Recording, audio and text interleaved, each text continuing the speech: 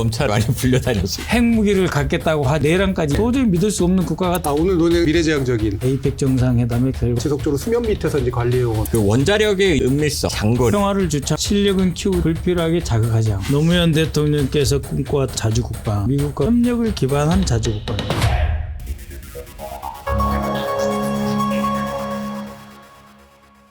안녕하십니까. 정준의 토론 진행을 맡고 있는 정준입니다. 지난 경주 에이펙에서 여러 가지 일들이 있었는데요. 그중에 또 하나 상당히 깜짝 놀랄 만한 그런 소식이 되었던 것이 이른바 핵잠, 즉 원자력 추진 잠수함의 도입입니다.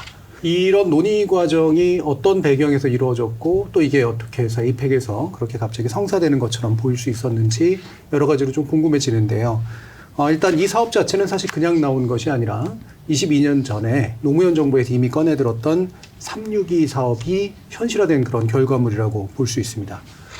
그리고 이것은 단순히 좀 큰 무기가 현실화됐다라는 것을 넘어서서 이것이 한반도의 안보 그리고 평화, 자주국방 그리고 기타의 외교적인 현안에 이르는 다양한 쟁점들을 또 안고 있는 그런 사안이기도 하죠. 오늘 토론에서는 과연 이 협의가 그리고 이후에 이 도입 과정이라고 하는 것이 어떤 의미를 지닐 수 있는 것인지 그리고 우리가 어떤 배경적 지식을 가지고 이 문제에 대해서 시민적 태도를 유지해야 될지 한번 여러 가지로 다채롭게 논의해보는 시간 준비했습니다. 정준의 토론 지금부터 시작하겠습니다. 핵 추진 잠수함의 연료를 우리가 공급받을 수 있도록 대통령께서 결단을 좀 해주시면 좋겠습니다. 핵 추진 잠수함 건조를 추진하기로 함께 뜻을 모았습니다.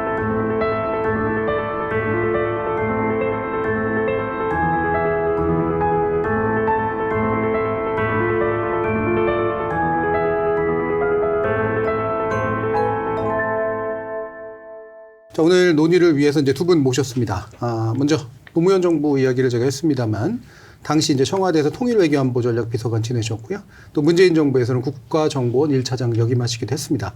많은 분들이 아시는데 제가 일부러 길게 소개해드렸는데요. 자, 민주당의 박선원 의원 자리해 주셨습니다. 네, 안녕하십니까. 자, 그리고 국방부에서 대북정책관을 지내셨고요. 조용근 예비역 준장이십니다. 조용근 장관님 모셨습니다. 네, 안녕하십니까. 저래 두 분은 원래 좀 안면이 좀 있으신 사이신 거고요. 예. 네, 예. 잘 알고 있습니다. 아무래도 또 이 제가 분야가 좋아하는 우리 장군님. 감사합니다. 고생도 정말 많이 했어요. 윤석열 그렇습니까? 정권에서. 문재인 대통령이 추진했던 예. 대북 사업에 북한과의 북한과의 협력이나 협상이나 이런 그럼요. 일을 예. 책임지고 했는데 그거 조사한다고 얼마나 고통을 많이 받았는지 모릅니다. 예. 그러니까 단순히 그냥 뭐 이렇게 좌천 수준의 문제가 아니라 이게 하셨던 일 때문에 고생을 겪으신 예, 거죠? 제가 9.19 군사합의를 만들고 예. 북한하고 협상하고 그 이후에 이제 검찰에서 굉장히 많이 불려다녔습니다. 검찰이 부른 건 왜 부른 겁니까? 예, 뭐 그 당시에 9.19 군사합의 일단 예. GP 검증 문제가 한번 그렇죠. 좀 있었고 예. 그다음에 저희가 대북정책관 시 사드 문제도 관여돼 있었습니다. 그래서 사드 문제도 있었고 뭐 공무원 서울 피격 당하셔서 했던 문제, 강제 북송, 그러니까 전부 대북한 문제를 갖고서 하다 보니까 전부 연루되어 있었습니다. 예. 실제로 추진했던 정책을 가지고 그렇게 나중에 정권 바뀌고 나서 이른바 털리게 되면 어떤 생각이 드세요? 그 9.19 군사 합의는 사실 제가 소령 때부터 예. 제가 군대 생활 30년을 하면서 굉장히 오랫동안 준비해왔던 정책입니다. 그래서 그것을 신념을 갖고 했던 일들, 그리고 저 혼자 했던 것이 아니고 여러 사람들이 그 한반도 평화라는 것을 위해서 했었던 것인데 그것이 왜곡되고 완전히 잘못된 것으로 폄하되고 그리고 이제 저는 뭐 장군까지 됐지만 제 부하들은 사실 전부 국방부에서 쫓겨나서 야전까지 다 쫓겨났습니다. 그러면서 아예 대북정책관실이 없어지는 걸 보면서 굉장히 참담하고 그럼 이제 대북 문제를 전문가들인데 굉장히 참담하고 아직까지도 속상합니다. 빨리 복원되어야 된다고 생각합니다. 우리 박선원 의원님께서는 내란 과정에서 이렇게 많은 분들께 알려졌지만 사실 이렇게 노무현 문재인 정부를 거치면서 이 분야에서 지속적인 노력을 해오신 분이잖아요. 네. 이와 같은 이제 후배분께서 이제 겪는 그런 일들 참 참담한 심정으로 보셨을 것 같은데. 예, 작년에 이제 제2작전사령부 갔을 때 저 구석에 앉아가지고 계시더라고요. 네, 그때 정말 마음이 아파서 악수할 때 힘내시고 좀만 버텨내시라고 그런 말씀 드린 적이 있습니다. 오늘 논의는 그래서 좀 더 미래지향적인 논의를 할 수 있게 돼서 이제 좀 다행이네요. 다행입니다. 정말 감사합니다. 작년 10월인데 딱 1년 전이었거든요. 아이고 얼마나 고생했어요. 예. 이제 달라졌잖아요. 감사합니다. 예, 감사합니다. 예. 말할 수도 있고 좋습니다. 네, 이재명 예. 정부가 왔습니다. 네. 예. 정말 좋습니다. 네. 예, 그러면 노무현 문재인 정부를 거치면서 이제 이재명 정부에서 이와 같은 사업이 사실은 그동안 이렇게 막 흔히 얘기하지는 않았던 예. 건데 예. 이렇게 갑자기 딱 우리 앞에 던져지게 된 배경이 있을 거 아닙니까? 예. 그 부분은 먼저 좀 한번 설명해 주시죠. 물론 이제 우리가 가질 때가 됐고 예. 역량이 성숙돼 있다가 하는 점, 이 원자력 잠수함을 가질 만한 기술적인 성숙도가 어느 정도 갖춰졌다라고 하는 것, 또 자주 국방을 위해서 꼭 필요하다 하는 점이 있지만 기본적으로 이 트럼프 행정부의 특성과도 상당 부분 관련이 있습니다. 네. 우리 조 장군님도 관여가 돼 있지만 이 트럼프 일기 때 문재인 정부하고 같이 일하면서 북한을 상당히 포용하면서 핵 문제를 적극적으로 풀려고 트럼프 대통령을 노력했는데 여기에 존 볼튼이라는 국가안보보좌관이 발목을 잡았잖아요. 예. 그리고 다시 트럼프 대통령이 왔어요. 트럼프 대통령이 와가지고 북한을 보니까 자신이 없던 그 4년 바이든 정부 사이에 북한이 핵 능력이 더 많이 네. 고도화돼 버린 거예요. 그러면서 이제 어떤 분을 통해서 이야기를 해 오는 겁니다. 아니 왜 당신들은 핵 보유를 주장하지 않느냐? 예, 예, 오히려. 왜 진보는 핵 보유를 주장하지 않느냐? 저 보수들은 왜 핵 보유를 주장하느냐? 근데 보수가 핵 보유를 주장하니까 불안하다는 거예요. 예. 네? 박정희처럼 핵 보유하면은 자주 국방을 내세우면서 한미동맹을 이탈해 버릴 것 같다. 그러면서 군사 독재를 할 것 같다는 거고. 그래서 진보 진영이 핵 보유를 좀 주장해 주면 좋겠는데 혹시 중국 눈치 보냐? 예. 이런 식으로 물어봐요. 예. 그래서 무슨 소리냐? 너희 눈치 본다. 한미동맹과 우리의 평화적인 핵 활동의 범위가 넓혀져 가는 것이 공존할 수 있다면 우리는 평화적인 핵 활동의 범위를 넓혀가겠다. 예, 예. 그랬더니 뭐라 그런 줄 아십니까? 북한을 상대하려면 당신들이 너무 빈 물자녀서 어려울 것 같다. 북한이 옛날에는 반급 정도 찼으니까 우리가 핵이 없어도 아니면 평화적인 핵 능력이 별로 없어도 됐는데 예. 북한이 확 올라갔으니까 평화적 핵 활동이라고 하는 전제로 농축을 20%까지 장기적으로 할 수 있는 것을 사전 승인해 달라. 예. 그다음에 한미 간에 공동 연구하고 있는 재처리. 재처리를 이제 그 질산염에 담궈 가지고 녹여서 하는 재처리가 있어요. 네. 그거는 플루토늄만 싹 건져낼 수가 있어요. 근데 그게 아니고 이것을 초고압으로 태워서 녹여버리는 게 있어요. 네. 그러면은 이 타고 녹고 없어진 나머지가 확 엉켜 가지고 플루토늄하고 기타 물질하고 분리가 안 돼요. 예, 예, 예. 그거를 이제 앞에 거를 습식 재처리 퓨렉스라 그러고 지금 말씀드린 것을 이제 열 재처리 예. 파이로 프로세싱이라고 그래요. 파이로 프로세싱을 미국하고 공동 연구하고 있는데 파이로 프로세싱이 되든 이 습식 재처리가 되든 같이 좀 더 적극적으로 이 문제를 해결하자. 그래서 이 문제를 처리하자. 그랬었는데 이번에 그 사람들이 이렇게 이야기하는 거예요. 아니 평화적 핵 활동의 범위를 넓히겠다고 좀 주장을 해달라. 대선 때 이야기하지 말자. 네, 그 자체는 또 오해할지 모른다. 그럴 수 있죠. 또 우리가 잘못 튀겨 나가면은 저쪽 땅에서는 핵무기 보유로 나가는데 갑자기 워싱턴에서 진보 너희들 왜 그래 이렇게 하면 이 상황이 그 매우 민감한 상황에서 우리가 관리하기 어렵지 않냐. 그래서 네. 수면 아래로 들어갔던 겁니다. 네, 예, 예.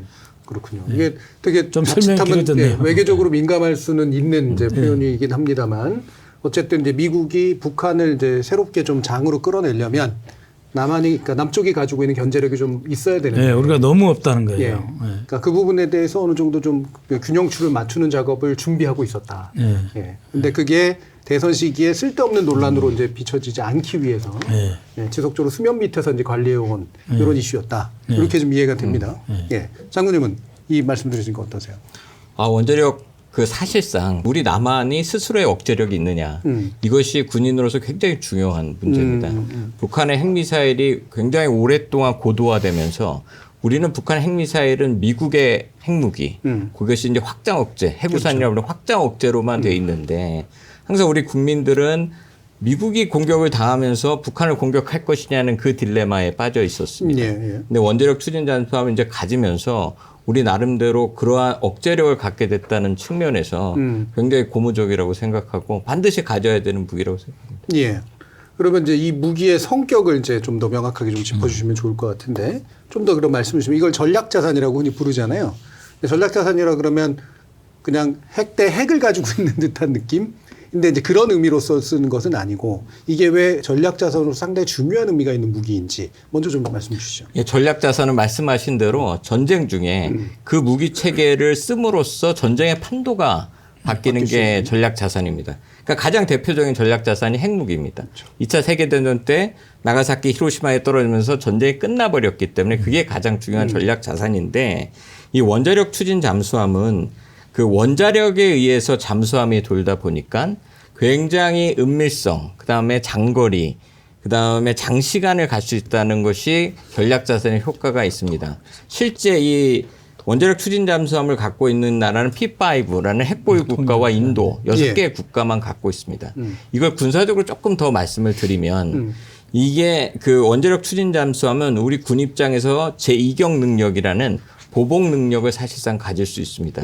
우리나라가 원자력 추진 잠수함이 없다 보니까 디젤 잠수함에다가 탄도미사일을, 그러니까 SLBM 탄도미사일을 쏴서 성공했었습니다. 네. 이게 7번째 성공한 것인데 그 전에 6번째 국가들은 전부 핵을 갖고 있는 나라였습니다. 그러니까 비핵 국가에서는 처음인데 그럼에도 불구하고 디젤 잠수함은 소음, 그다음에 엔진을 돌려야 되기 때문에 하루에 2번 올라와야 됩니다. 예. 그러니까 이런 것이 문제가 있었는데 원자력 추진 잠수함에 이제 현무 계열의 탄도미사일이 들어간다면 어디에 가 있을지 모르게 우리가 쉽게 얘기해서 원산 앞바다 동해 안에다가 숨겨놓을 수 있는 겁니다. 그러니까 북한이 만약에 핵무기를 쓴다면 우리도 거기서 탄도미사일이 날아가서 뭐 지휘부를 하든가 북한의 지도 체제를 그대로 무력화시킬 수 있습니다. 예. 또 하나는 북한 디젤 그 잠수함뿐만 아니라 지금 북한도 원자력 추진 잠수함을 만들겠다고 하면서 지난 3월에 아예 도크를 보여줬습니다. 그렇죠. 예. 예. 그 원자력 추진 잠수함을 가장 효과적으로 대응할 수 있는 것이 우리의 원자력 추진 잠수함입니다. 그러니까 예. 이게 일반 잠수함이라고 쳐요. 그러면은 지금은 약 3분의 1 정도 도산 안창호는 조금 다르긴 하더라고요. 배터리가 깔려 있어요, 바닥에. 네, 밑에. 밑에. 그러니까 여기에 어뢰하고 미사일이 들어가야 되는데 어뢰는 자꾸 미사일은 크거든요. 그러니까 요 밑에 이렇게 차지하고 있으니까 어뢰든 미사일은 옆으로 놔야 돼요. 하나, 둘, 셋, 넷, 다섯, 여섯 개 정도. 그러니까 어뢰 빼고 미사일을 한 6개밖에 못 싣는 거예요. 예. 원자로는 예를 들면 이 뒤에다가 싣게 되잖아요. 그렇죠. 그럼 공간이 이만큼 다 남죠. 예, 예. 그러면은 여기에다가 미사일을 수직 발사대를 쓸 수가 있어요. 수직 발사관을 쓰기 때문에 최대 20발까지 넣을 수 있는 거예요. 예.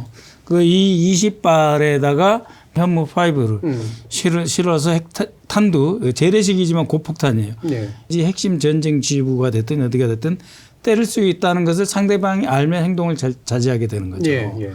근데 우리가 이제 아까 이제 원산 앞바다 말씀하셨는데 사실은 필리핀 앞바다에 갈 수도 있고요. 그렇죠. 제주도 밑에 내려갈 수도 있고 어디 있는지 모르는 거예요. 네. 특히 북한은 이 배가 어디 있는지 모르는 거예요. 이제 북한의 초계함이라든지 이런 그 능력을 봤을 때 이거는 완전히 숨어 있는 비밀 병기가 될 수 있는 거고 이걸 가지고는 북한을 포함해서 불특정 위협 주변국까지 다 대응이 가능하다라고 하는 점에서 이게 전략 자산이다. 그러니까는 크루즈 미사일도 실을 수가 있습니다. 그러니까 우리 크루즈 미사일 현무3 2,000km 이상 나가거든요. 그렇기 때문에 왜 이것이 가공할 만한 위협을 갖는지 하는 건 충분히 설명이 될 겁니다. 예. 원자력 협정을 만약에 저희가 개정을 해서 우라늄 농축 공장이 만들어주고 뭐 사용 아까 말씀하신 재처리까지 만들어진다면 나름대로 핵 연료 주기를 이제 갖게 됩니다. 그렇겠죠. 사이클이 완성이 되니까. 이건 당연히 평화적 이용이고 근데 이게 사실은 유사시에 저희가 사실은 똑같습니다. 핵무기 만들어가는 그런 과정이.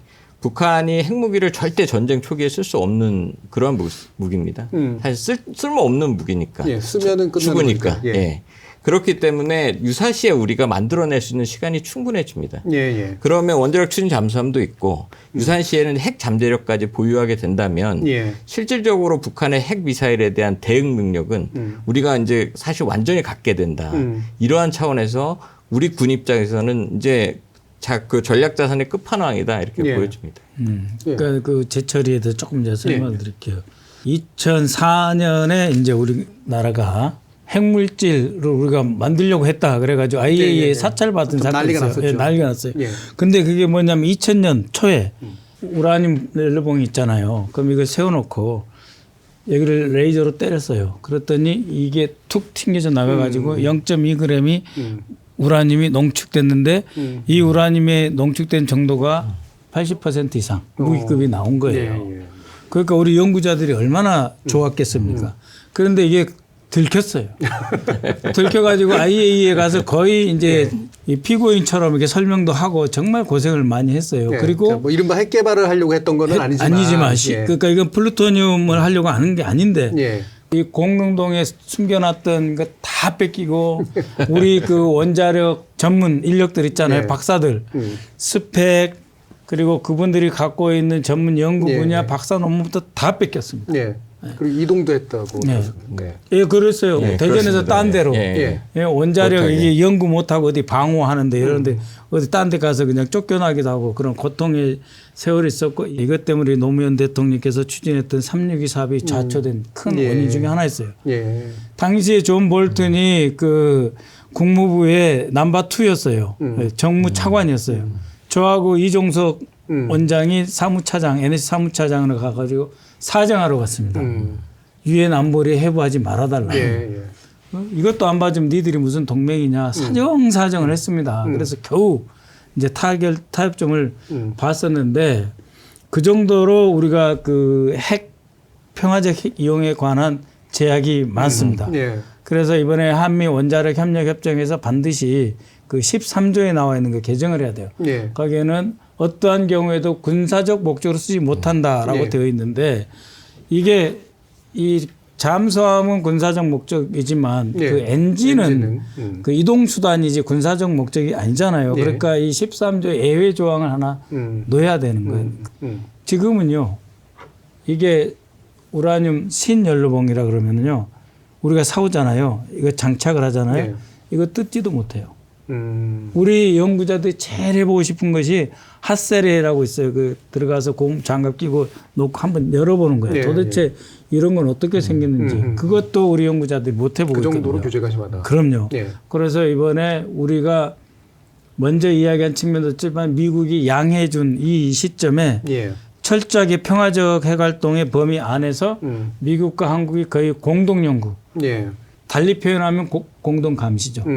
공동 감시의 조건에서 일본 수준의 버금가는 핵 활동의 자유, 그러니까 연구와 활동의 자유가 보장이 돼야 되고 예. 그 문을 여는 게 이번 에이펙 정상회담의 결과이기 때문에 정말 예. 큰 일이다, 예. 좋은 일이다 예. 생각합니다.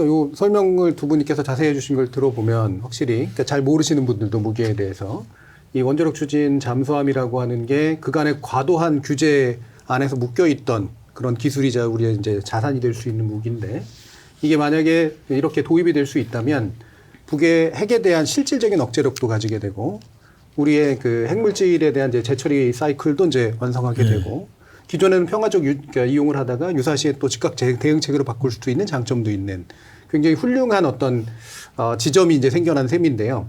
재처리 사이클이 아니고 핵 연료주기. 예, 핵 연료주기. 예. 그 핵을 이제 처음 도입해서 이제 나중에 재처리까지 이르는. 예. 자, 그러면 이제 이 부분에 대한 이제 회의론을 그럼 한번 좀 먼저 좀 짚어보죠. 그러니까 아까 쭉 말씀 중에 이제 몇 가지가 녹아 들어가 있는데 이렇게 훌륭한 무기인데 오히려 이제 예를 들면 김종대 전 의원 같은 경우에는 이거 되게 시대착오적인 얘기다, 비효율이다. 오히려 정보 쪽에 어떤 무기를 투입하는 게 낫지. 이거를 지금 와서 만들어봤자 사실 쓸데없이 돈만 들어가고 운용하기도 힘든 무기다. 이런 이제 비판을 하십니다.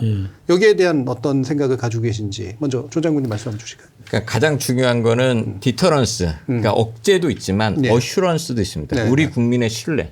우리 국민이 굉장히 북한의 핵미사일에 대해서 공포를 갖고 있고 그 미국의 확장 억제를 잘 믿지 못하는 것에 대한 어슈런스 문제가 있는데 이게 항상 문제였습니다. 그러니까 어느 정부도 북한 핵미사일에 제대로 대응하지 못한다는 것이 미국의 확장 억제 문제인 것 같지만 그 안을 자세히 들여다보면 우리 국민들의 신뢰의 문제가 있는 겁니다. 그래서 전술 핵무기를 우리가 갖자, 자체 핵무기 갖자는 그런 얘기를 하고 있는데 이 원자력 추진 잠수함은 실질적인 군사력 강화 부분도 있지만 이런 국민들 어슈런스 차원에서 확실하게 우리가 능력을 갖는다는 차원에서 좋다라는 말씀을 꼭 드리고 싶습니다. 작년 통일연구원에 보면 우리 자체 핵무기 보유에 대한 의견이 66%입니다. 이것은 조금 역으로 보면 미국의 확장 억제에 대한 신뢰도를 그렇게 하지 못한다는 미국 핵무기가 공격할 수 없다는 차원이기 때문에 해구산안에 있다고 억제가 되는 게 아닌 것 같다는 느낌. 그러니까 우리가 어떻게 하면 그러니까 북한과 협상하고 대화하고 한반도 평화를 하려면 억제의 균형도 어느 정도 가져져야 됩니다. 이러한 차원에서 원자력 추진 잠수함은 분명히 그러한 억제력과 그다음에 우리의 신뢰도를 높이는데 상당 부분 기여할 것으로 보입니다. 그리고 이제 김종대 의원이 말씀하신 민첩한 무인 체계, 정보 체계도 당연히 필요합니다. 이거는 인구 절벽과 함께 군인들이 없기 때문에 이러한 것은 당연히 필요하다. 그래서 이것 대 이것을 이렇게 같이 비교하는 게 아니고 민첩한 뭐 무인 체계 이런 체계는 그대로 이미 군이 굉장히 열심히 노력하고 있으니까 그거는 그거대로 가면서 원자력 추진 잠수함도 가져줘야 한다 이렇게 생각합니다. 근데 이 전쟁을 전체적으로 운영하면 이제 C4ISR PGA라는 말이 있어요. 그러니까 전쟁을 지휘 통제하고 통신하고 정보를 갖고 그다음에 감시 정찰을 하고 그러한 결과로서 때려야 되거든요. 프리시전 가이드. 그래서 정밀 타격 능력이 있어야 되는 거예요. 그러니까 김종대 의원이 말하는 어떤 이런 정보는 이미 ISR 전 단계.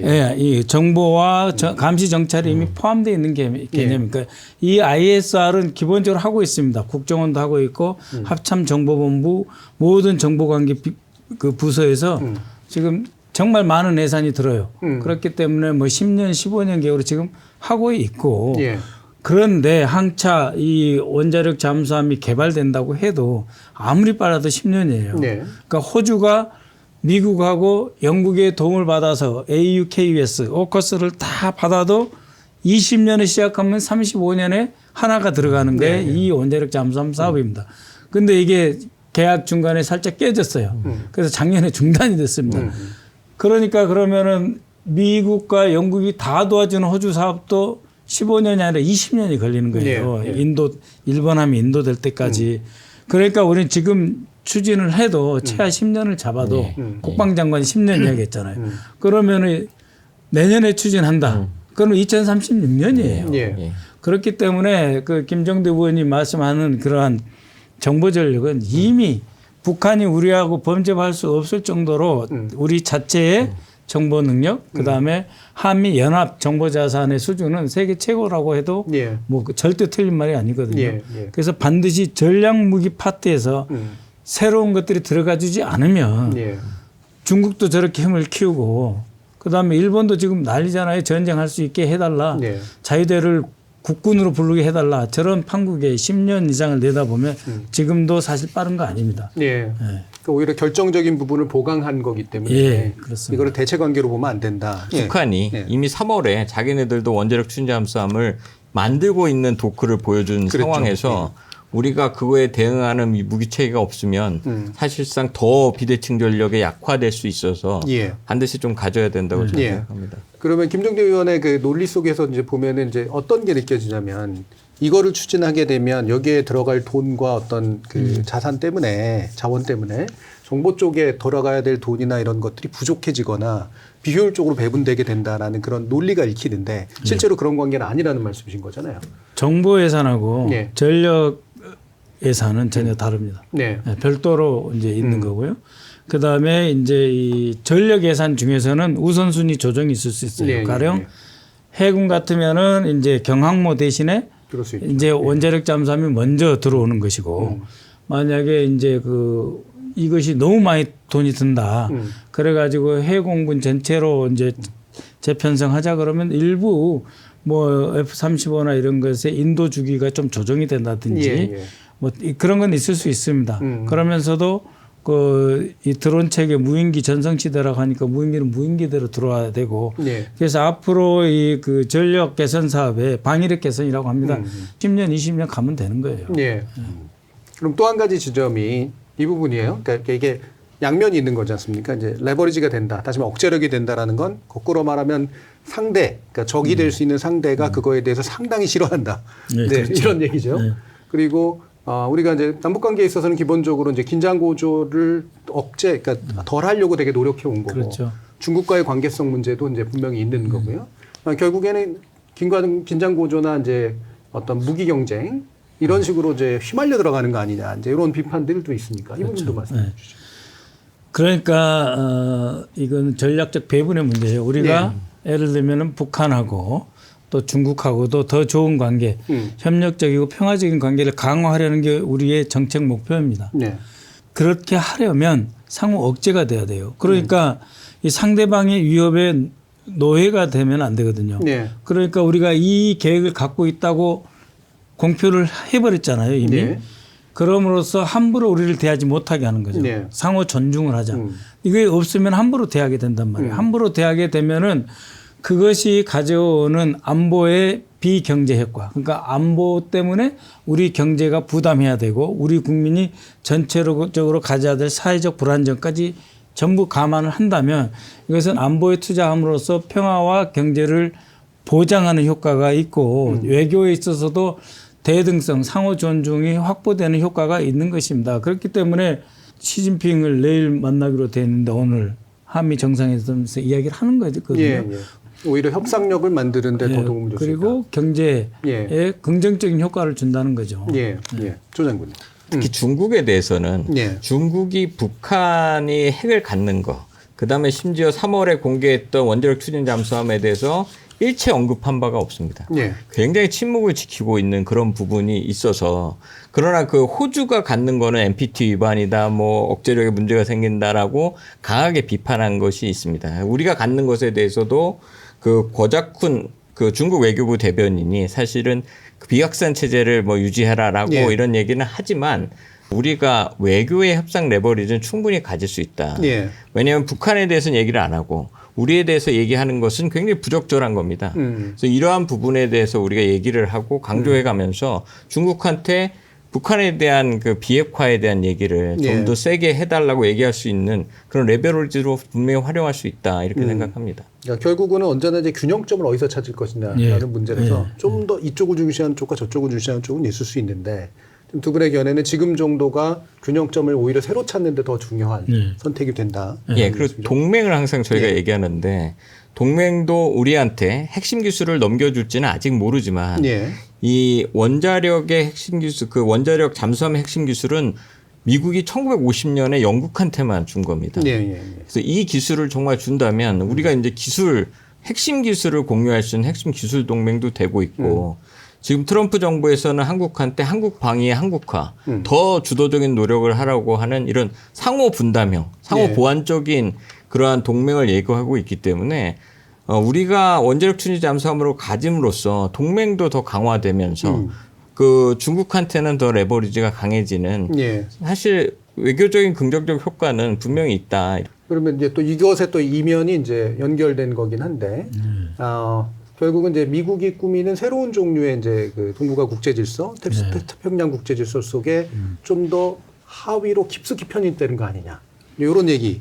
그러니까 이게 이제 자주국방과 병존할 수 있는 것이냐라는 얘기도 하는데요. 이 부분에 대한 견해도 말씀해 주시죠. 그러니까 이제 윤석열 같은 경우에 나 핵무기 갖겠다고 그렇게 떠들고 다녔잖아요. 예. 그렇다가 오히려 민간 국가, 예. 너희들 진짜 의심스럽다. 그래 너희 연구자가 앞으로 미국에 핵 관련 연구소에 올라 그러면 왜 오는지, 뭐 때문에 오는지, 어떤 연구를 할 건지, 그 연구 기금은 뒤는 누가 되고 있는지까지 다 미리 보내야 돼요. 예. 다 보낸 다음에 그 승인이 떨어지면 와가지고 함부로 복사도 못해, 사진도 못 찍어, 그 자리에서 연구만 해. 이렇게 제약을 주는 게 민간국가 지정이거든요. 이게 핵무기를 갖겠다고 하지 거기다가 내란까지 일으키니까 예. 도저히 믿을 수 없는 국가가 돼버린 거예요. 그런 우를 우리가 지금 씻어내야 됩니다. 우리는 핵무기를 보유하지 않는다. 그다음에 쿠데타나 이런 걸 해가지고 핵무기를 보유하되 미국 동맹으로부터 떨어져 나와서 마음대로 하는 나라가 아니다. 예. 신뢰하고 존중하는 관계가 된다. 한미동맹은 그 질적으로 더 높은 수준이 될 것이다. 일방적으로 미국의 전략이나 아니면은 인도 태평양에서의 그 미국의 구상의 일개 부속품은 안 되겠다. 그런 말을 분명히 하는 거예요. 안규백 장관도 그 점을 분명히 하고 있습니다. 미국이 뭐 한국만 위해서 여기 주한미군 유지하고 있는 줄 아느냐. 다른 데 가자면 다 같이 가야 되는 거 아니냐. 야당원으로 이야기할 때도 안 간다. 주한미군의 전제 목적은 대북 억제가 1차적인 거고 한국하고 미국이 같이 무슨 뭐 어디 대만을 위해서 함께 싸우자든지 어디로 함부로 가자면 안 간다. 그 대신 우리가 우리 국방을 책임짐으로써 미군이 한국을 떠나면 그 미군은 주한미군이 아닙니다. 그 미군이 한국을 떠나서 오키나와로 가면은 주일 미군이 되는 것이고 그 미군이 인도양으로 가면은 다른 그 내 편성이 되는 거지 인태사령부에서 벗어나는 거거든요. 그것은 미국이 알아서 하라. 그 대신 우리 안보는 우리가 책임진다. 그것이 있기 때문에 미국에게 흔들리지는 않는다. 그 대신 이러한 힘을 갖고 있으니 우리의 발언권, 우리의 입장도 존중해 달라. 그래서 그 한미동맹의 현대화는 한미동맹에서 한국의 종속화가 아니다 하는 점을 분명히 하고 그것이 정책 목표로 이미 내세워져 있습니다. 핵군비 경쟁이 조금 우려되는 부분은 있습니다. 에이펙에서 돌아가면서 트럼프 대통령이 핵실험을 준비해라 뭐 이런 얘기를 SNS에 올렸고 바로 그걸 받아서 푸틴 대통령이 11월 5일에 이제 러시아도 핵 실험이 되는지 검토해라 이렇게 얘기를 하면서 아마 동북아에서 일본도 이제 원자력 추진 잠수함을 갖게 된다면 사실상 핵 군비 경쟁이 이제 될 가능성이 분명히 있다. 이러한 측면에서도 우리 군 입장에서는 원자력 추진 잠수함을 가져야 이러한 군비 경쟁 속에서 나름대로의 억제력과 군사력을 갖는다는 측면은 분명히 있다고 생각이 됩니다. 근데 그 말씀하신 핵 종속 관련된 문제는 미국 행정부가 내놓는 그런 메시지가 두 가지입니다. 동맹 현대화는 한국방의 한국화를 얘기를 하고 있는 상황이기 때문에 우리 국력이 세니까 두 가지를 분리해서 접근할 수 있다. 우리의 국력이 분명히 동맹에 기여하는 부분도 있지만 이제 한국 방위의 한국화를 통해서 나름대로 동맹을 상호 보완적이나 뭐 상호 분담하는 동맹으로 바뀐다면 충분히 거기서 벗어날 수 있다고 생각합니다. 그게 실용 외교라고 생각합니다. 자, 그러면 이 정도면은 어느 정도 충분히 현재 이렇게 논의되고 있는 바들에 대한 지형은 잘 정리가 된 것 같고요. 좀 실용적인 문제, 앞으로 이제 어떻게 할 것인가의 문제를 좀 짚어보면 좋을 것 같은데, 아까도 이제 뭐 핵심 기술이 이제 잘 넘어올 것이냐, 그리고 한미 원자력 협정의 개정에 되게 키 포인트들이 잘 갈 것이냐 이런 부분들이 있는데요. 그렇습니다. 그 중에 이제 하나로 트럼프 대통령이 미국에서 이거 만든다. 이렇게 얘기했지 않습니까? 그래서 이 부분 때문에 또 이제 약간 술렁술렁했는데요. 어떤 겁니까? 연료 공급을 실제로 어떻게 하느냐, 어디서 어디까지 만드느냐, 그 다음에 핵심이 뭐냐면 원자로거든요. 이 여기 안에 들어갈 수 있는 원자로. 원자로를 어떤 걸 쓰느냐, 미국 걸 쓰느냐, 한국 것을 쓰느냐. 그러면 한국 거는 진짜 있냐, 미국 거는 있으니까. 그다음에 한국 거를 쓴다고 했을 때 우리는 3에서 5% 그 연료봉을 평화적 핵이용 범위 20% 밑에 있는 거 예.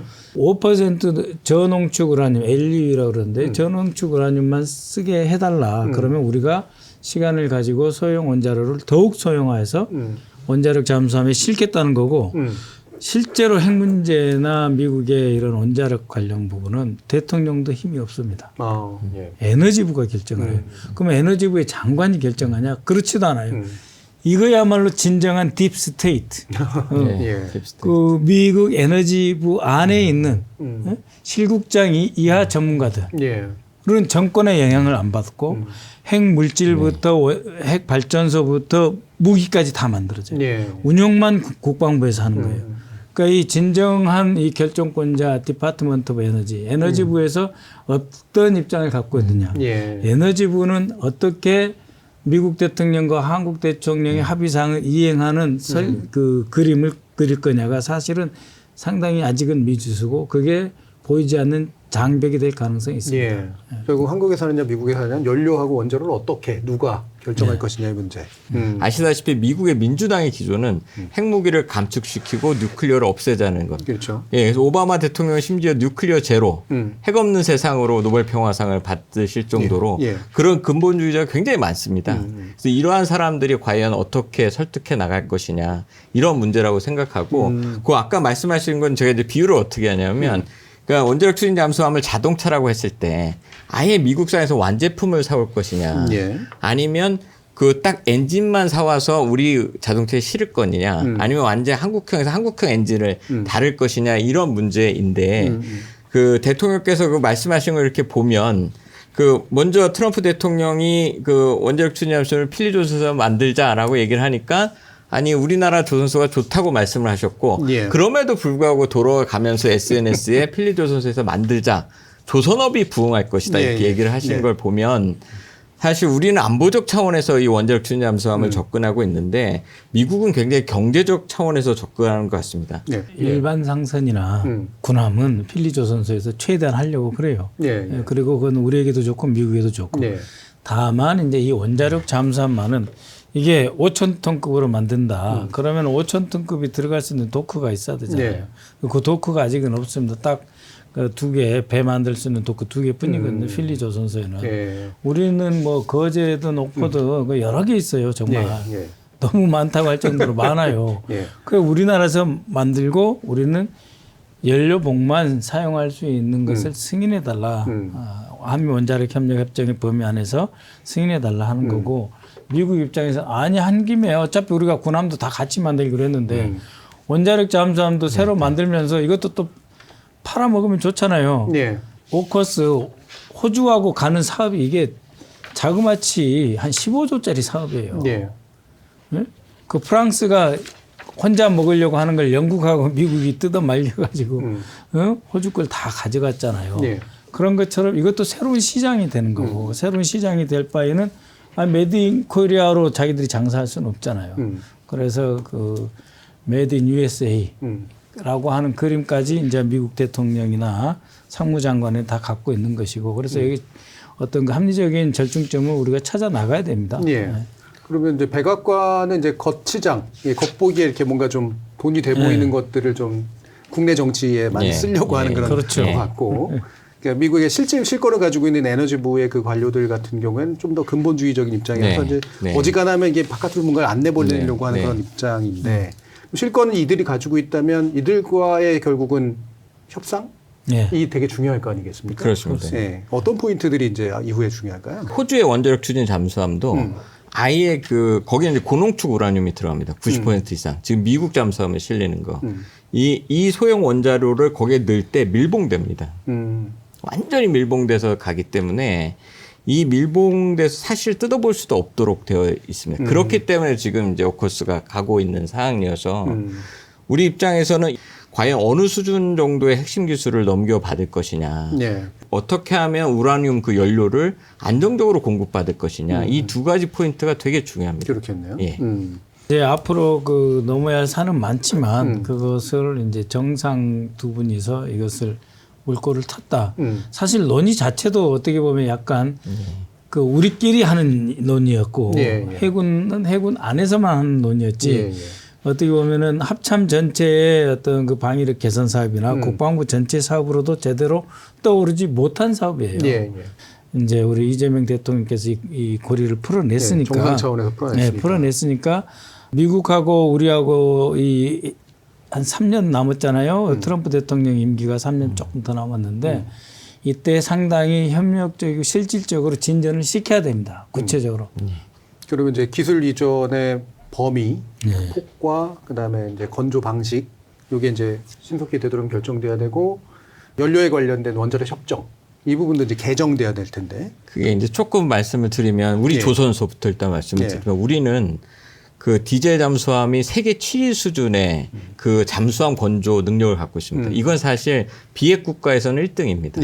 3,600톤급까지 만드는 도크부터 능력부터 다 갖고 있습니다. 근데 디젤 잠수함하고 원자력 추진 잠수함만 보면 연료 계통과 그런 것이 다른 것이지. 그렇죠, 나머지는. 예, 그러니까 나머지는 완벽한 우리가 능력을 갖고 있는 상태다. 그래서 이거를 굳이 그 미국에서 만들 필요가 없다는 말씀을 드리고 해군 입장에서는 고장 나거나 이 정비를 해야 되지 않습니까? 그러니까 창정비라고 얘기하는 아예 들어와서 뜯어 고치는 정비 시설까지 우리는 다 갖추고 있습니다. 근데 이거를 필리조선소에 만들면 그 원자력 추진 잠수함이 고장이 나면 거기까지 가야 됩니다. 또 가서 고쳐야 된다. 예. 더 이제 전홍축 우라늄이 들어가면 10년에 한 번마다 연료봉을 바꿔야 되는데 그때마다 가야 됩니다. 근데 우리가 갖고 있는 그 원자력 추진 잠수함이 그렇게 많지 않을 텐데 그럼 작전에 제한을 줘서 최소한의 인프라는 그 원자력 추진 잠수함의 인프라는 한국에 갖춰져야 된다. 저는 생각이 원자력 협정하고 조금 다른데 미군의 개념이 그 군사용으로 들어가는 원자력 추진 잠수함에 들어가는 그것은 완전히 별도로 관리하고 있습니다. 그러니까 아예 이 미군들 말로는 그 요람에서 무덤까지 크레들 투 그래비티에 그래브가 해가지고 처음부터 우라늄 농축해서 원료봉 넣고 재처리해서 그 쓴 거를 버리는 것까지 아예 미 해군하고 에너지부하고 국방부하고 따로 하고 있습니다. 그래서 이것을 원자력 협정하고 섞이면 민간용은 사실 IAEA 사찰을 받아야 되는데 원자력 추진 잠수함은 IAEA 사찰을 받을 수가 없기 때문에 우리가 별도의 협정을 계속 얘기하는 이유가 그것을 별도로 받아서 미 국방부와 에너지부가 우리를 이 평화적 안 열어본다, 뭐 안 떠낸다. 이것을 핵무기로 전용하지 않는다는 것을 한미 군사협력 차원에서 받아야 된다. 이렇게 생각합니다. 그러니까 기존 원자력 협정의 개정이 아니라 그렇습니다. 아예 새로운 종류의 이제 협력 구조를 만들어야 된다. 왜냐하면 미국이 내부로 미 원자력 추진 잠수함에는 그러한 그 공급 라인과 그러한 법적으로 지금 그렇게 하고 있기 때문에 이걸 섞어버리면 잘못하다 민간용으로 받아오고 있는 것들이 어떻게 이게 혼란스러워질 수 있는 부분이 있다 이렇게 생각됩니다. 그러니까 이제 IAEA라고 국제 그 원자력 에너지 그를 관리하는 그 유엔 기구가 있잖아요. 근데 엄격히 말하면 이건 유엔 기구도 아니에요. 그냥 미국이 만든 기구예요. 그래서 이 이사회에서 결정 권한은 거의 100% 미군이 갖고 있어요. 미국이 저거는 평화적 핵활동이니까 봐줘도 돼 그러면 문제 없는 거고 저거는 평화적 핵활동에서 군사적인 활동으로 넘어가는 거니까 한번 조사해봐 하면 조사하는 거예요. 그러면 결국은 이 원자로에 대해서는 미 국방부하고 에너지부가 양자 간에 감시, 관리, 감독하면 된다는 이야기입니다. 그러니까 이거를 한미 관계에서 이 우리 원자로에 들어가는 그게 5%가 됐든 뭐 설령 90%가 됐든 간에 이거 뜯지도 않을 거기 때문에 IAEA가 평화적인 원자력의 일반적인 원자력 발전소에서의 문제 안전관리와 이용을 관리하는 것을 그대로 이를 끼어들게 하면 안 된다라고 하는 말씀이시고 그게 맞는 말이에요. 이건 전혀 별도 사업인 겁니다. 별도의 규범과 제도가 관철되는 영역이다라고 하는 거예요. 결국은 후속 이 군사 문제에 있어서의 후속 한미 협력 그리고 한미 여러 가지 의사 결정 요게 이제 가장 핵심적인 포인트겠네요. 그렇죠. 알겠습니다. 자 그러면 이제 그 전반적인 우리 자주국방의 체제에 관련해서 이제 논의를 이어가면 좋을 것 같은데요. 좀 흥미로운 부분이 많은 분들도 이제 아시고 이미 또 느끼시고 계신데 말로는 이제 이른바 보수 계열의 정부들이 한미 동맹 그리고 뭐 군사력 이런 것들을 강조하는 것처럼 보이지만 실질적으로 이제 김대중 정부, 노무현 정부, 문재인 정부 그리고 이재명 정부로 이어지는 이 민주당 계열의 정부가 국방력 강화에 훨씬 더 애쓰고 있는 모습이랄까요. 그리고 이런 전략자산급에 해당하는 것들을 좀 진전시키는 데 오히려 더 많이 기여했던 면들이 좀 있지 않습니까? 그렇습니다. 예. 분명히 연속성이 있는 일인데 이 부분, 그러니까 겉으로 보이는 것, 그냥 선언되는 것하고 좀 다른 이 양상들은 어떻게 이해를 하는 게 좋을까라는 그러니까 거죠. 이제 평화를 우리의 외교 노선과 안보 노선으로 확정 지어놓고 예. 그 평화를 유지할 수 있는 최소한의 그 역량을 갖는다. 방위 충분성이라고 하는 게 우리가 원한 만큼 다 갖는 게 아니에요. 우리나라를 지킬 수 있고 그렇게 함으로써 상대국과 대등한 입장에서 평화를 위한 협력이 가능한 상태로 예. 끌고 나가기 위한 노선이고 방위력인 것입니다. 그러니까 우리가 이러한 것들을 추구한다고 하는 것이 우리의 그 평화 노선하고 상충되지도 않죠. 예. 조 장군님. 그러니까 평화를 원하거든 전쟁을 예. 준비하라. 예. 이 얘기가 굉장히 격언 같지만 여기 해당된다고 생각합니다. 우리가 그 정전협정 체제가 1953년도에 맺어지고 이 정전협정 체제 때문에 굉장히 불안정하고 도발도 많고 하는데 진보 정부는 이것을 항구적 평화 정착 체제로 바꾸려고 애써 왔습니다. 예. 그러려면 우리의 억제력이 굉장히 중요합니다. 그러니까 평화를 위해서 억제력을 가져야 되는 분명히 굉장히 세기 때문에 그러한 차원에서 억제력이 굉장히 증가되었다라고 생각을 하고 군인적인 측면에서 보면 예. 제가 국방부 정책실에 있을 때 항상 적을 어떻게 규정하냐면 의도가 있고 능력이 있고 행위를 하는 인원들이 적입니다. 예. 근데 의도를 그럼 낮춰야 되고 능력은 올려야 되고 우리의 능력을 올려야 되고 그다음 행위는 합참에서 대비태세로 막아야 합니다. 근데 의도를 낮추는 것이 9.19 군사합의, 뭐 남북 간의 대화 이런 겁니다. 평화 분위기인 거죠. 평화 분위기. 그러니까 예. 미국도 중국하고 그렇게 적대 관계이지만 한라인 개설하고 미중 정상회담 하듯이 북한과도 대화하고 의도는 낮춰줘야 되고 억제력은 계속 강화시켜야 예. 되고. 그러니까 이런 것이 굉장히 정상적으로 진보 정부에서는 됐다. 보수 정부에서는 이제 북한을 되게 그러한 얘기, 그러니까 제가 항상 어디 가서 할 때마다 좀 속상한 게 대화를 하자 그러면 대비태세가 약화된다는 이러한 예. 말도 안 되는 왜곡적인 측면이 하는 겁니다. 그러니까 대화도 하고 대비태세도 강화되고 억제력도 강화돼야 되는 예. 이러한 올바른 균형점에서 갔었는데 보수 정부는 계속 대화를 안 하려고 하다 보니까 왜곡됐다. 그러한 측면이 이게 왜곡되니까 억제력도 그렇게 필요하지 않고 한미동맹에 의존하는 그런 형태를 띄어서 진보 정부에서는 이러한 억제력이 굉장히 증가되었다고 보여집니다. 예. 결국 이제 기존의 보수 계열 정부들은 애초에 의도라는 영역, 그러니까 이게 그냥 긴장 고조가 오히려 더 의도에 해당하는 거고. 그렇습니다. 예. 예. 그리고 나머지는 한미 동맹에 의존해서 이 국방 문제는 해결한다. 어떻게 보면 굉장히 단순한 그런 그러니까 시스템인데. 이제 저돌적이고 예. 어떻게 보면 충동적인 안보 정책이죠. 즉 예. 강 끝. 북한이 도발하면 즉시 강력하게 끝까지 응징해라 예. 해놓고 실제로 우리 군은 뒤로 빼가지고 쿠데타를 하고 예. 그러면서 미국한테는 미국이 하는 일 다 따라서 하겠습니다 하면서 능력은 안 갖추고 그래서 쿠데타를 하고 내란을 일으키면 결국 미국이 와서 지켜주겠지. 북한에 10번씩 무인기를 보내고 아파치를 그런 군사분계선 높이까지 올리고 그래서 북한이 때리게 만들면은 이걸 가지고 싸워야 되겠다는 생각이 아니라 이걸 이용을 해서 국내에서 내란을 일으켜서 정치인과 신부와 목사와 언론인들을 심지어 법관까지 다 잡아들이고 선거 제도를 없애버리는 그야말로 이 무관 지옥을 만들겠다는 생각밖에 안 하잖아요. 예. 이런 자들은 국방을 맡을 능력도 의지도 애초부터 없는 세력들입니다. 예. 부분에서 우리가 좀 더 이제 짚었으면 좋겠는 게, 그러니까 이게 참 대중적인 인식과, 그러니까 흔히 말하면 정치적으로 이제 많이 얘기되는 것들과 실질적인 것 사이에 참 현격한 격차를 이제 보여주는 건데. 그렇습니다. 그래서 이렇게 평화를 제대로 지키기 위해서는 우리가 국방도 튼튼해야 되고 미국과의 관계도 그런 관점에서 잘 풀어야 되고. 근데 이런 건데 이제 보수 정부나 이런 데서는 일단은 이제 겉으로 센 뭔가 언사들을 함으로써 국민들한테는 북한에 절대 물러서지 않는 모습을 보이는 듯한, 예, 그래서 어설프게 타협하지 않는 모습을 보이는 듯한 여기에만 이제 주로 이제 방점을 이제 두고 있는 거잖아요. 그런데 기존 윤석열 정부라든가 이런 보수 계열 정부에서 이 한미 관계를 풀어내는 거에서든 아니면 국방에 대해서 이제 뭔가 노력을 실질적으로 기울이는 측면에서든 정말 이 부분은 좀 문제가 확실히 좀 있었다라고 지적하고 싶은 게 혹시 좀 있으시다면 어떤 걸까요? 이제 국내 정치에 예. 저는 9.19 군사 합의를 만들었던 예. 사람으로서 국유군사 합의를 굉장히 왜곡해서 대비태세를 약화시켰다. 오히려. 예. 이렇게 얘기를 하고 그럼 윤석열 정부 때 국유군사 합의가 무엇이 바뀌었는가 이렇게 얘기해 보면 표적지가 이제 저희가 바꾼 것이 전방에서 표적지를 3곳을 이동시켰습니다. 그게 왜냐하면 저희가 MDL에서 5km 이내에서 포병 사격을 하지 말자고 되어 있는데 실제 그 거리는 DMZ에서 3km. 왜냐 여기는 DMZ니까 2km면. 비어 있는 거니까. 그러니까 3km 지역입니다. 그러니까 3km 지역은 잘못하면 날아가서 북한으로 떨어질 수 있는 지역이어서 그렇죠. 이 표적지를 돌렸습니다. 그 다음에 또 안 한 게 그 서해에서 NLL에 대한 포사격이었습니다. 예. NLL에서 포사격은 표적지가 없습니다.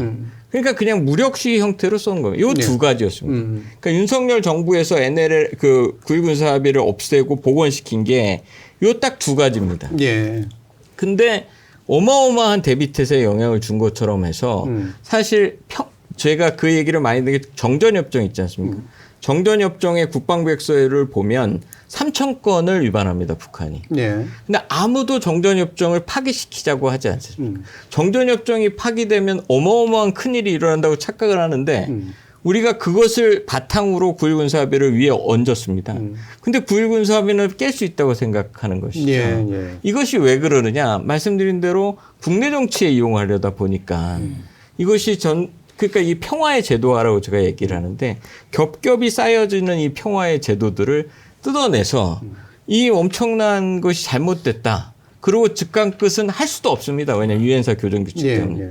그러한 것이 국내 정치에 이용하다 보니까 참 안타깝다고. 이걸 다시 복원시키는데 너무 어려운 예. 상황이 되어 있는 겁니다. 그러니까 뭐 실수로든 아니면 뭐 의도적으로든 이제 분쟁이 일어날 수 있는 어떤 가능성이 있는 영역이나 이런 데서 최대한 충동 가능성을 줄이는 게 일단 한 가지 목표고 대신 후방이랄까 전반적인 능력을 키워놓는 게 이제 두 번째 목표가 돼야 되는데 예, 이 두 가지가 이제 거꾸로 돼 버렸다는 말씀이신 거잖아요. 그러니까 그걸 파괴시켜 무슨 일이 있었냐. 예. 기억해 보시면 오물풍선 날라왔고 예. 확성기 다시 틀었고 그다음에 평양 우리도 보냈지만 북한도 보냈고 이러한 것들이 뭐 포사격 다시 하고 이러한 것들을 왜 해야 되느냐. 예. 이거를 북한을 약화시키고 있느냐. 예. 이러한 측면에서 봐야 된다고 생각합니다. 결국은 국방은 실질입니다. 실질. 내란 일으키고 즉간끝 한다 그러고 남북한 간의 군사 긴장을 고조시키니까 어떤 일이 벌어집니까? 군대 안 갈라 그러고 육사 졸업을 해도 소위 임관 안 하려고 그러고 부사관들도 이제 나 군대에서 더 이상 뭐 평생 몸 바칠 생각 없다 그래가지고 그런 상태에서 군을 완전히 흔들어 놔버린 거예요. 그래서 정말 국방력 사기부터 뭐 전투의지까지 너무 추락을 시켜놓은 것이 바로 이 윤석열 정권입니다. 아니 훈련을 하고 쉬고 또 싸고 이렇게 해야 되잖아요. 그 쓸데없이 적강끝이라 그래가지고 유선선 전체를 긴장 속으로 몰아놔요. 그러면은 우리 사병들은 언제 전쟁을 나오고 언제 어떻게 싸워야 될지도 모르는 상태에서 긴장하게 되니 얼마나 힘들고 불안합니까? 그렇게 되면 거의 전력 손실로 이어지거든요. 훈련하고 대비태세 갖추고 있다가 그 이러한 전력을 써야 될 때 제대로 발휘하게 만드는 것이 군 운용인데 이걸 다 깨버린 거예요. 이 보수 정권이 대한민국 안보를 박살을 내버린 겁니다. 지금. 예. 뭐 비유를 쓴다면 쓸데없는 이렇게 앞에서의 잔 다툼 같은 것들은 자제하고 과묵하게 이제 체력을 기르는 뭔가 그렇죠. 이제 운동을 계속 해주고 그리고 맞습니다. 그럴 사람들이 이제 자꾸 그 자리에 들어가도록 만들어줘야 되는 건데 그게 아니라 앞에서 그냥 이렇게 막 무기 싸움이나 하고 이제 이렇게 했다는 말씀이신 거잖아요. 가장 대표적인 게 문재인 정부 때 9.19 군사 합의를 만들고 미사일 지침을 종료해서 현무5의 그 괴물 미사일을 만들고 그러니까 평화를 만들어가면서 억제력을 강화시키는 것이 가장 바람직한 우리의 국방력 강화라고 생각합니다. 예. 이게 이제 바로 이제 자주국방 개념에 대한 이제 말하고 바로 이제 연결될 것 같은데 뭐 자주국방은 사실 뭐 어느 정부든 다 했던 말이어서 우리가 실질적으로 쉽지 않는 자주국방? 내실 있는 내실 있는 자주국방을 한다는 게 어떤 의미일까? 이거를 또 연결하면서 또 말씀 주시면 더 좋을 것 같아요. 그렇죠. 그러니까는 뭐 좀 사적이긴 하지만 우리 조 장군님이 국방장관 아드님이시거든요. 아, 예. 그런 분이 그러시군요. 대북 정책관을 통해서 평화를 주장하는데 예. 우리 조 장군님한테 이념 색을 맡긴다는 게 말이 예. 됩니까? 예. 말이 안 되는 거죠. 그러니까 저들은 이 안보라고 하는 거는 극우파의 어떤 친일 극우파들이 대북 적대감을 고조시켜서 이 국내 정치를 하는 하나의 수단, 도구로밖에 보지 않는 거예요. 우리는 뭐냐면 평화를 주창하고 이 평화가 경제로 이어지는 그 평화의 경제로 이어지는 선순환을 기대를 하면서 실력은 키우되 불필요하게 자극하지 않고 평화를 감으로써 실제로 싸우지 않는 나라, 전쟁이 없는 나라로 가는 것이 국방의 목표잖아요. 예. 그것을 위해서 남북 대화도 하고 뭐 9.19 군사합의도 하고 그리고 집비도 철수하고 그러는 거거든요. 상호간에. 그냥 오로지 국내 정치 용도로 내용도 잘 모르면서 선동하는 데만 네. 안보를 쓰고 네. 예. 정작 그걸 위해서 묵묵히 일하시는 분들에게 거꾸로 이념을 뒤집어 씌워버리는 희생양이 되신 셈인 건데. 뭐 지난주부터 그래도 끝나서 다행이에요. 정말 잘 버텼어요. 예, 잘 버텼습니다. 윤석열 정권이 내란하고 5년 했으면은 전역해서도 많이 더 고생하셨을 그렇습니다. 거예요. 이렇게 국가간이나 안보간이 투철한 이제 이른바 이제 무인 집안에서 자주국방에 대한 이제 신념을 또 이제 다른 방식으로 또 말씀 주시면 좋을 것 같은데 어떻습니까? 그 자주국방은 예. 박정희 대통령이 하신 자주국방과 예. 노무현 대통령께서 하신 자주국방이 다릅니다. 그러니까 박정희 대통령이 했던 자주국방, 1970년대의 자주국방은 닉슨 독트린이 만들어지고 닉슨 대통령이 미 7사단 한 2만 명을 이렇게 철수시키고 그다음에 남북 관계가 막 충돌이 일어나고 뭐 김신조 넘어오고 이러면서 그 생존을 얘기하는 자주국방이었다고 생각합니다.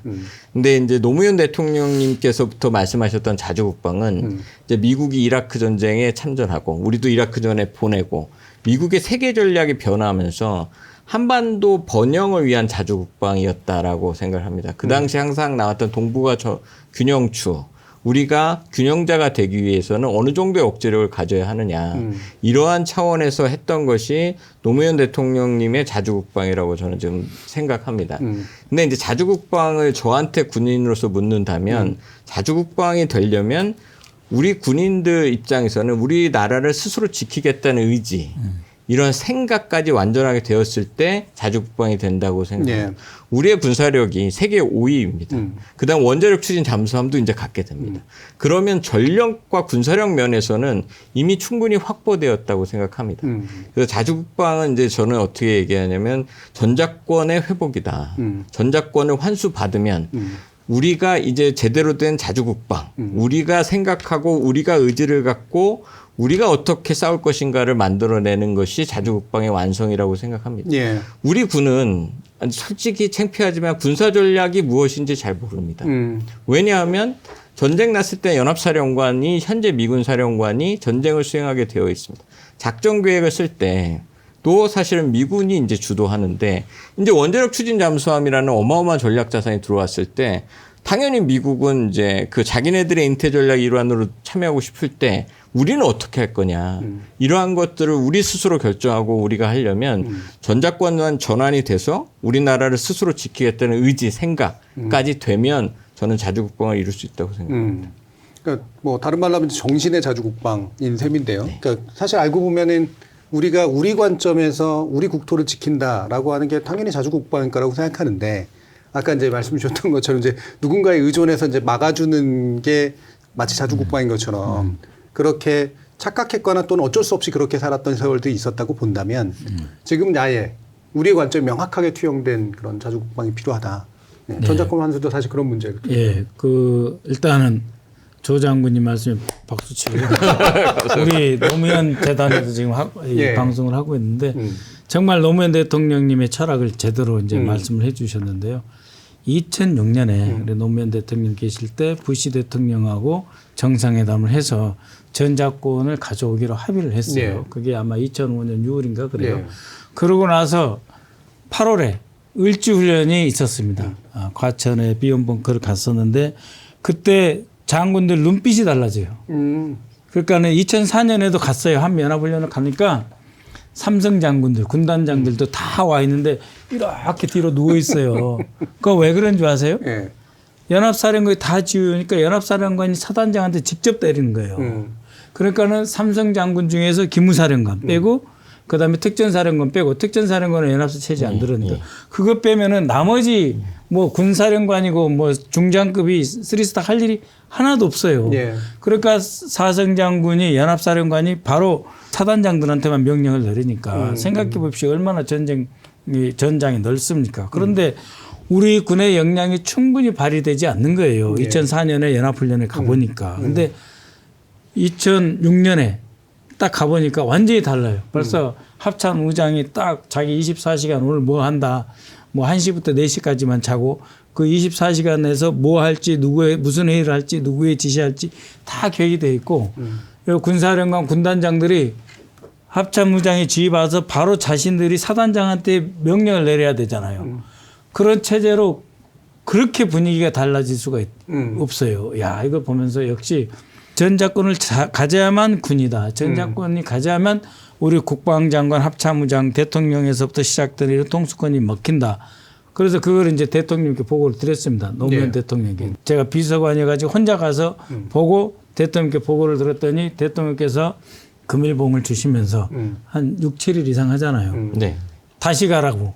또 가라고. 네, 그래서 이거 우리 안보실장하고 같이 가야 되겠습니다. 그래서 안보실장하고 같이 갔어요. 그 안보실장도 가보니까는 잘은 못 이루지만 다르거든요. 왜냐하면 이분은 이제 그 전년도 쭉 간 건 아니니까. 저는 쭉 갔기 때문에 달라진 걸 느낀 건데 대통령께서 우리 노무현 대통령님 그렇게 제 보고를 듣고 좋아하실 수가 없어요.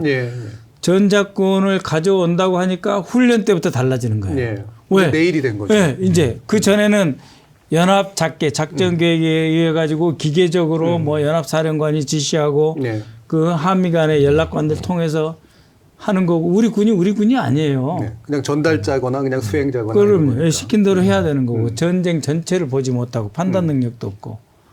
그래 완전히 달라지는 것입니다. 자주국방에 처음 갈 것은 역시 전작권은 한 수다.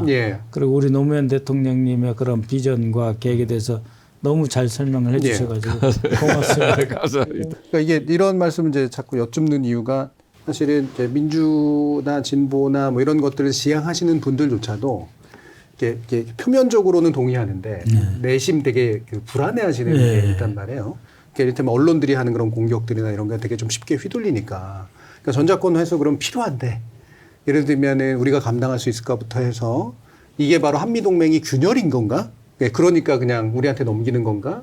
또는 그거를 요구하기 때문에 균열이 생기지 않나? 이런 식의 이제 생각 같은 것들도 이제 흔히 갖는단 말이에요. 그리고 또 한 가지는 군인들 내부에서 그런 것들을 추진하는 정부에 대해서 왠지 비토를 놓고 있다거나 태업을 하고 있는 듯한 느낌? 이런 것들을 또 보고 실제로 언론도 왠지 막 그런 불만적 분위기를 강조하잖아요. 이게 이제 현실인 건가 아닌 건가 또 이제 구별해 보는 게 되게 필요할 것 같거든요. 어떻습니까?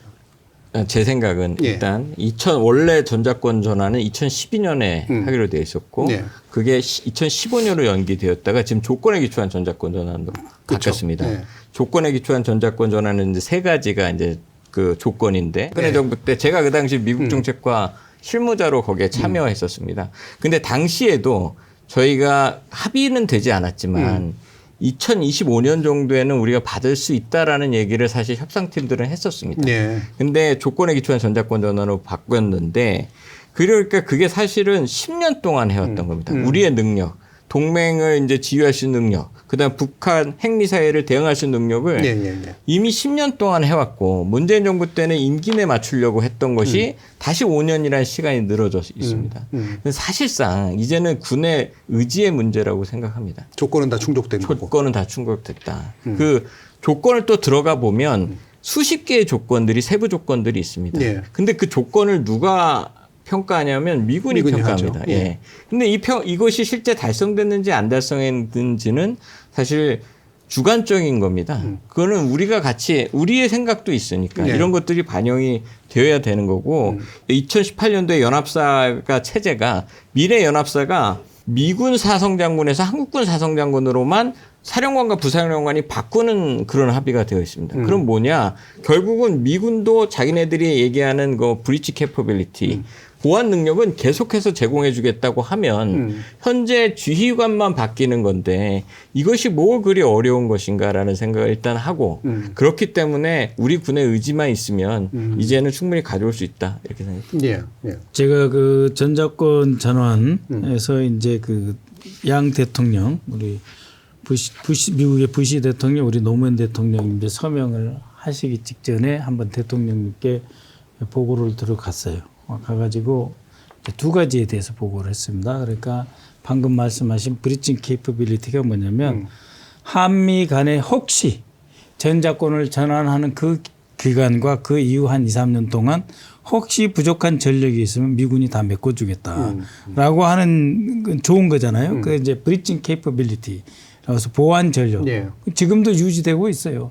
그러니까 처음에 리차드 롤리스가 처음 협상을 할 때 부시 대통령 밑에 있는 국방부 차관보가 처음 협상할 때 아이고 이거 저 못 받아요. 일부 군에서 막 그랬어요. 예. 그러니까 리차드 롤리스가 뭐라 그러냐면 야 전자권 니들이 가져가 가지고 전쟁담 니들 혼자 전쟁 치를 것 같아? 우리하고 같이 하는 거야. 우리하고 같이 잘 싸기 위해서 너희들한테 주는 거야. 그리고 우리는 좀 더 큰 규모에서 전쟁을 억제를 하다가 한국전이 터지면 우리 들어와서 같이 싸우자는 게 전자권을 주는 거다. 네. 그러니까 걱정하지 말라. 오히려 이런 말을 듣는 것이 한국 군인입니다.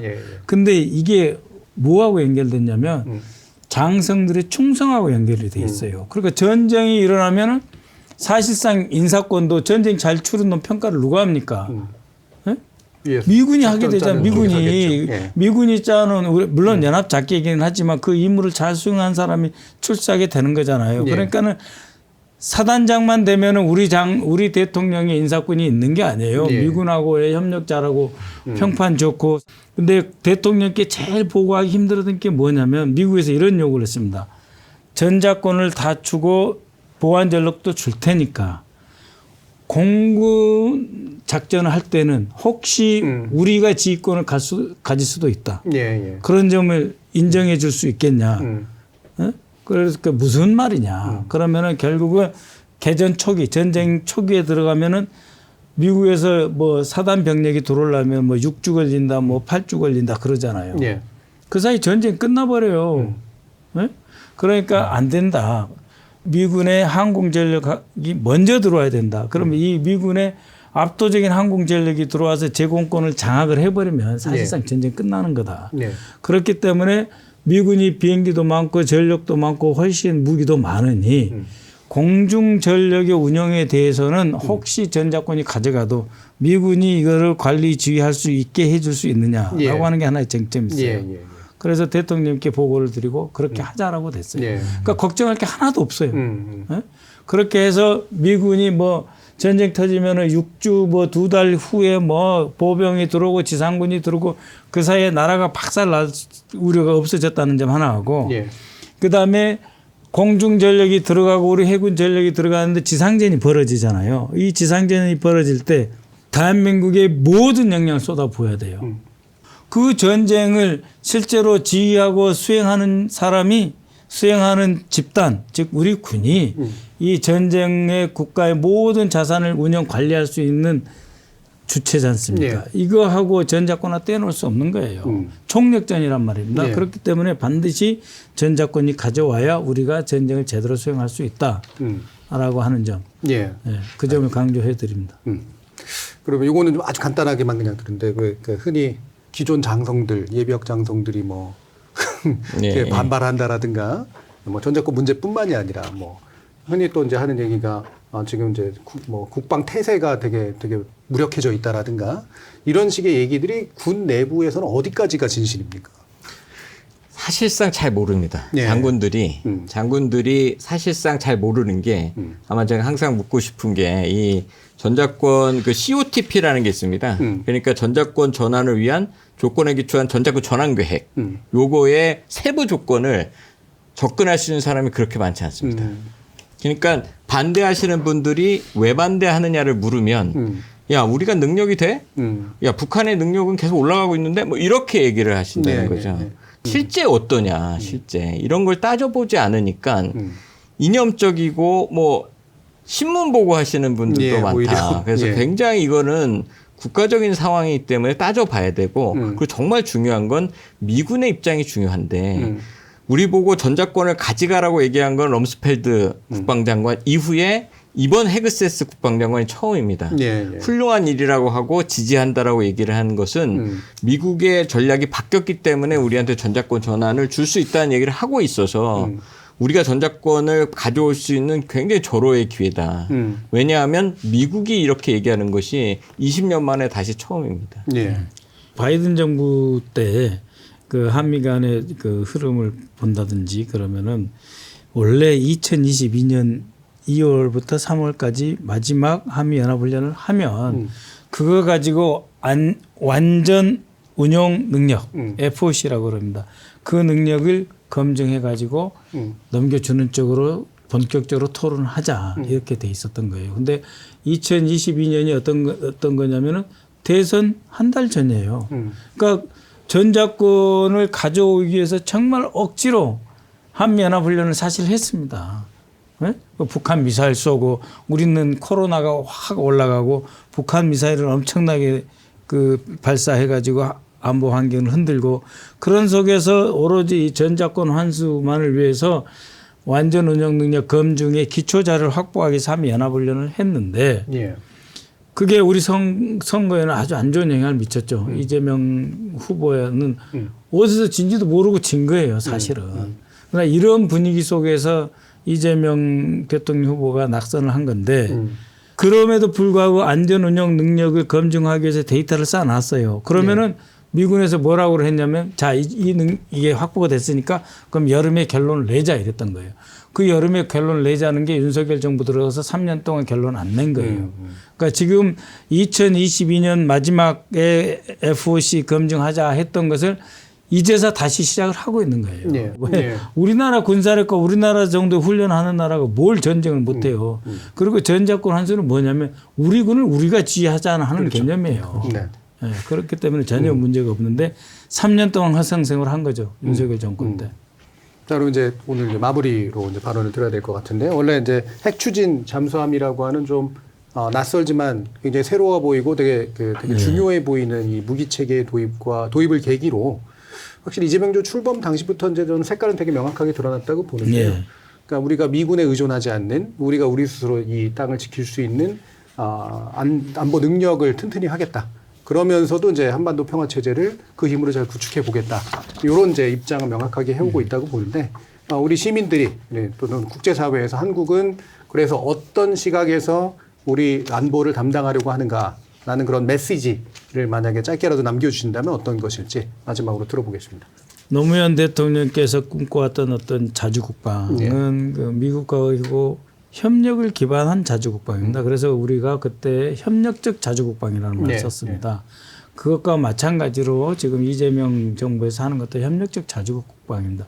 이를 통해서 대한민국을 우리의 손으로 지킬 수 있는 능력을 키우고 그러나 우리가 모자라고 부족한 부분은 뭐 정보부터 시작해서 계속적으로 한미 동맹에 기초해서 보강을 하고 또 일상적인 확장 억제력을 통해서 북한이 핵무기를 못 쓰게 하는 상태 그 상태로 국방을 운영을 하면서 보다 진취적으로 평화 이니셔티브를 쥐고 나가서 동북아의 안보 환경 전체를 평화적으로 바꾸고 남북한의 관계도 평화지향적으로 변화시킨다. 그래서 북한이 이야기하는 적대적인 그 두 국가론이 아니라 평화지향적인 두 체제. 그래서 다시 그 한민족 공동체를 향해 나아가는 그런 노선으로 우리는 추진을 해 나갈 겁니다. 예, 알겠습니다. 저는 두 가지라고 생각합니다. 첫 번째는 한반도 비핵화, 그다음에 한반도 평화 정착을 위한 것이다. 예. 이것을 가짐으로써 그러다 북한의 핵 공포에서 벗어날 수 있고 이러한 실질적 억제력이 한반도 평화와 동북아 평화에 기여할 것이고 결론적으로는 한반도 비핵화에도 기여할 것이라는 그 얘기를 반드시 내야 되고 두 번째는 국제 비확산 체제, 통상 얘기하는 NPT 체제 안에서 움직인다. 우리나라는 핵무기를 가질 생각이 없고 이러한 비확산 체제는 확실하게 우리가 유지해 나갈 것이라는 것을 반드시 항상 밝혀야 저희가 원자력 추진 잠수함을 가질 때 크게 문제가 없을 거라고 생각합니다. 예, 오히려 이것이 비핵화 확산되지 않는 핵무기 체제를 만드는 데 혹시로 기여하는 그런 그렇습니다. 방식이다. 라는 것도 강조되면 되게 좋을 것 같습니다. 자, 오늘 여러 가지 또 되게 전문적인 얘기도 많이 나왔습니다만 토론을 통해서 얻을 수 있는 또 새로운 시야나 시선 그리고 지식까지 또 얻을 수 있는 아주 좋은 계기가 아니었나 싶고요. 오늘 두 분 함께해 주셔서 감사합니다. 감사합니다. 국민들이 내 나라는 내가 지킨다라고 하는 의지와 자신감을 가지고 있어야 국방이 되는 것이지 미국한테 매달려가지고 바지가랑이 매달려가지고 미국 엉덩이 뒤에서 숨어가지고 형님 백만 믿겠다. 이게 자주국가의 국민들의 안보시킬 수가 있겠습니까? 이렇게 해서 되겠습니까? 우리가 할 수 있다는 자신감을 가져야 무슨 경제적인 일이나 또 그 밖에 무슨 일이 있을 때 미국의 호주머니 손 넣고 그러면 우리 군대 뺍니다. 이렇게 나올 때 이 나라의 대통령이 미국하고 당당하게 그러지 마십시오 하든지 빼십시오 하든지 말이 될 거 아니겠습니까? 난 나가요 하면 다 까무러치는 판인데 대통령 혼자서 어떻게 미국하고 대등한 대결을 할 수 있겠습니까? 미국이 주도하는 질서 그것을 거역할 수는 없습니다. 그러나 최소한 자주국가 독립국가로서의 체면은 유지해야 될 거 아니겠습니까? 때때로 한 번씩 배짱이라도 내고